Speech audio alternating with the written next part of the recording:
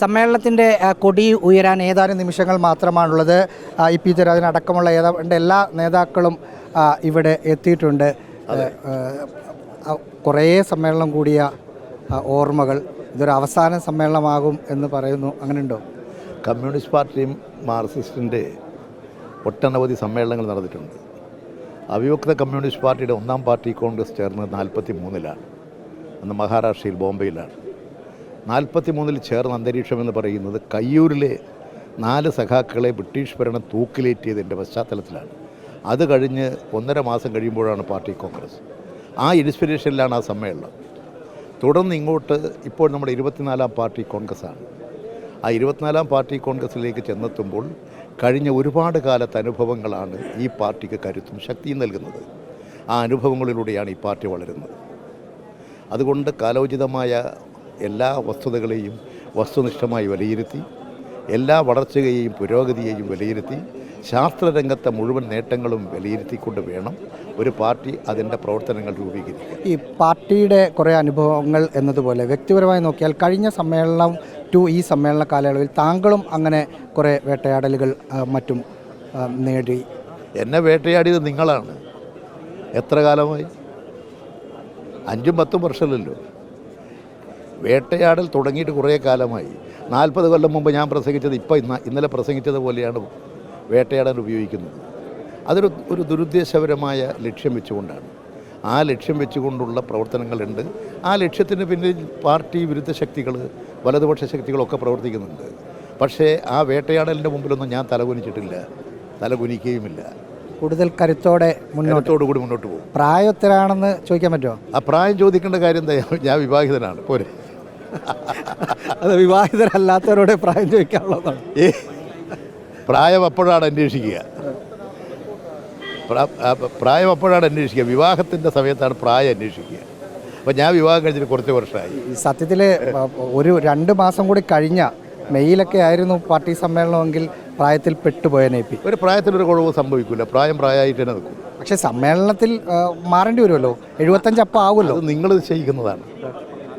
അത് നിങ്ങളുടെ അഭിപ്രായങ്ങളാണ്. അങ്ങനെയല്ല, 75 കഴിഞ്ഞ എല്ലാവർക്കും എന്തായാലും അത് നിങ്ങളുടെ അഭിപ്രായമല്ലേ. അങ്ങനെ എല്ലാവരും മാറണമെന്നില്ല. നിങ്ങൾ പറയുന്ന അഭിപ്രായമാണോ? പിണറായി വിജയൻ അങ്ങനെയാണ്, ഇളവുണ്ടല്ലോ. നിങ്ങൾ പറയുന്നതല്ലേ അത്. ഞങ്ങളല്ലേ കാര്യങ്ങൾ തീരുമാനിക്കേണ്ടത്. നിങ്ങൾ പ്രഖ്യാപിക്കുക, നിങ്ങൾ തീരുമാനിക്കുക. അതിന് നിങ്ങളിങ്ങനെയാണെന്ന് പറയുക. അതൊന്നുമല്ല പാർട്ടി. പാർട്ടി എല്ലാ കാര്യങ്ങളെക്കുറിച്ചും ഗഹനമായി ചർച്ച ചെയ്ത് പരിശോധിച്ച് തീരുമാനങ്ങൾ കൈക്കൊള്ളും. പാർട്ടിയുടെ ലക്ഷ്യം ഒരു സുശക്തമായ ബഹുജന വിപ്ലവ പാർട്ടി കെട്ടിപ്പടുക്കുക. രാജ്യമെന്ന് അഭിമുഖീകരിക്കുന്ന ഫാസിസ്റ്റ് ഭീകരതയ്ക്കെതിരെ RSS സംഘപരിവാർ അധികാരം പിടിച്ചിരിക്കുകയാണ്. ഇത് മതേതരത്വവും ജനാധിപത്യവും തകർത്തുകൊണ്ടിരിക്കുകയാണ്. ഇത്തരമൊരു സാഹചര്യത്തിൽ ജനങ്ങളുടെ ജീവിതം ദുസ്സഹമാവുകയാണ്. ആ ജനസംരക്ഷണത്തിന് വേണ്ടിയും രാജ്യത്തെ ജനാധിപത്യവും പൗരാവകാശവും സംരക്ഷിക്കാൻ, ഫെഡറലിസം സംരക്ഷിക്കാൻ, ന്യൂനപക്ഷ സംരക്ഷണം ഉറപ്പുവരുത്താൻ, പിന്നോക്ക ദളിത് ജനവിഭാഗങ്ങൾക്ക് നേരെ വരുന്ന അതിക്രമങ്ങൾ അവസാനിപ്പിക്കാൻ, സ്ത്രീകൾക്ക് നേരെയുള്ള അതിക്രമങ്ങൾ അവസാനിപ്പിക്കാൻ വിപുലമായ ബഹുജന ശക്തി സമാഹരിക്കണം. അതാണ് ഇപ്പോൾ ചെയ്തുകൊണ്ടിരിക്കുന്നത്. അതൊരു പ്രസക്തി ഇല്ലാത്തതാണ്. ഒരു പ്രസക്തി ഉണ്ടാവില്ല. അത് നിങ്ങൾ പത്രക്കാരുണ്ടാക്കുന്നതല്ലേ. നിങ്ങൾക്കൊരു ദിവസത്തേക്കൊരു ഇര വേണം. ആ ഇരയെ പിടിക്കാൻ നിങ്ങളിങ്ങനെ നടക്കുകയാണ്. ഈ പിണറായി വിജയൻ അവതരിപ്പിക്കാൻ പോകുന്ന നയരേഖ പാർട്ടിയുടെ നയവ്യതിയാനമാണ് എന്നൊരു വിമർശനങ്ങൾ. നിങ്ങൾ നയം അവതരിപ്പിക്കട്ടെ. അവതരിപ്പിച്ച് കഴിഞ്ഞാലല്ലേ അതിനെക്കുറിച്ച് അഭിപ്രായം പറയുക. കഴിഞ്ഞ സമ്മേളനത്തിൽ അവതരിപ്പിച്ചതിലാണ് സ്വകാര്യ സർവകലാശാല. ആ നയരേഖ അവതരിപ്പിച്ചാലല്ലേ ഞങ്ങൾക്ക് കേൾക്കാൻ കഴിയും. നയരേഖ അവതരിപ്പിക്കും, അതൊരു കമ്മിറ്റി ചർച്ച ചെയ്ത് അംഗീകരിക്കുന്നതാണ്. ആ നയരേഖ അംഗീകരിച്ച് കഴിഞ്ഞാലാണ് അതിനെക്കുറിച്ചിട്ടുള്ള അഭിപ്രായങ്ങൾ വരിക. അത് എല്ലാ കാര്യങ്ങളെയും വസ്തുനിഷ്ഠമായി വിലയിരുത്തിയിട്ടല്ലേ നയരേഖ തയ്യാറാക്കുക. ഇത് നിങ്ങൾ ധരിക്കുന്ന പോലെ ലാഘവത്തോടു കൂടി ചെയ്തതാണെന്നാണ് ധരിക്കുന്നത്. വളരെ വളരെ മാർക്സിസ്റ്റ് ലെനിനിസ്റ്റ് നിരീക്ഷണത്തിൽ ഇന്ത്യൻ സാഹചര്യത്തെ വസ്തുനിഷ്ഠമായി വിലയിരുത്തി ഇന്ന് നാം അഭിമുഖീകരിക്കുന്ന പ്രശ്നങ്ങളെ വിലയിരുത്തിക്കൊണ്ട് ഈ കേരളം ഇന്ത്യക്ക് തന്നെ ഒരു വഴികാട്ടിയാകാൻ കഴിയത്തക്ക നിലയിൽ ഒരു പുതിയ കേരളം സൃഷ്ടിക്കണം.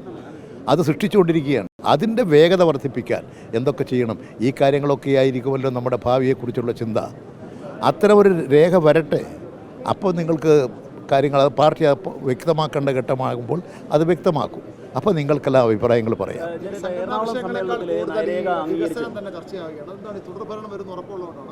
വികസനം ഈ കേരളത്തിലെ ജനങ്ങളുടെ ഒരു പ്രധാന വിഷയമാണ്. ഈ ഇടതുപക്ഷ ഗവൺമെൻറ് വന്നതിന് ശേഷമാണ് കേരളത്തിലൊരു കുതിപ്പുണ്ടായത് വികസന രംഗത്ത്. ഈ കേരളത്തിൻ്റെ വികസനത്തിന് തുടക്കമിട്ടത് 57-ലെ കമ്മ്യൂണിസ്റ്റ് മന്ത്രിസഭയാണ്. EMS ഗവൺമെൻറ്റാണ് അന്ന് തുടങ്ങി വെച്ചതാണ് ഭൂപരിഷ്കരണം, കാർഷിക പരിഷ്കരണം, കൃഷിക്കാർക്കും കർഷക തൊഴിലാളികൾക്കും കുടികിടപ്പുകാർക്കുമൊക്കെ ആനുകൂല്യം കൊടുക്കൽ. അതിൽ നിന്ന് തുടങ്ങി വന്നിട്ടുള്ള മാറ്റങ്ങളാണ്. പിന്നെ സ്ത്രീകൾക്ക് ഇന്ത്യൻ പാർലമെൻറ്റിൽ അവർക്ക് തുല്യാവകാശം നൽകണമെന്നുള്ള വാദങ്ങൾ, അതുപോലെ തന്നെ കേരളത്തിൽ നിയമസഭയിൽ 50% സ്ത്രീ റിസർവേഷൻ തുടങ്ങിയിട്ടുള്ള ഒട്ടനവധി കാര്യങ്ങൾ ചെയ്തുകൊണ്ട് കേരളം ഒരു വളർച്ചയിലാണ്. ഇപ്പോഴാകട്ടെ അതിവേഗത്തിലൊരു കുതിപ്പിലേക്കാണ്. നിങ്ങൾ കേരളം മുഴുവൻ നോക്കും, എല്ലാ രംഗത്തും വികസനമല്ലേ, വ്യവസായം, കാർഷികം, നാടും നഗരവും ഉണരുകയല്ലേ. എത്രയാ റോഡുകളും പാലങ്ങളും സ്കൂളുകളും കോളേജുകളും, എത്രയാ ആശുപത്രികൾ വളർന്നു വരുന്നത്. ഇവിടുത്തെ സർക്കാർ ആശുപത്രികൾ മുഴുവൻ ഉന്നത നിലവാരത്തിലുള്ളതായി തീർന്നുകൊണ്ടിരിക്കുകയല്ലേ. ഈ മാറ്റങ്ങൾ അനുഭവിക്കുന്ന ജനങ്ങളല്ലേ ഇവിടെയുള്ളത്. 65 ലക്ഷം ആളുകൾക്ക് സാമൂഹ്യക്ഷേമ പെൻഷൻ കൊടുക്കുകയാണ്. ലോകത്തിൽ എവിടെയെങ്കിലും ഉണ്ടോ? ഇന്ത്യയിൽ എവിടെയെങ്കിലും ഉണ്ടോ?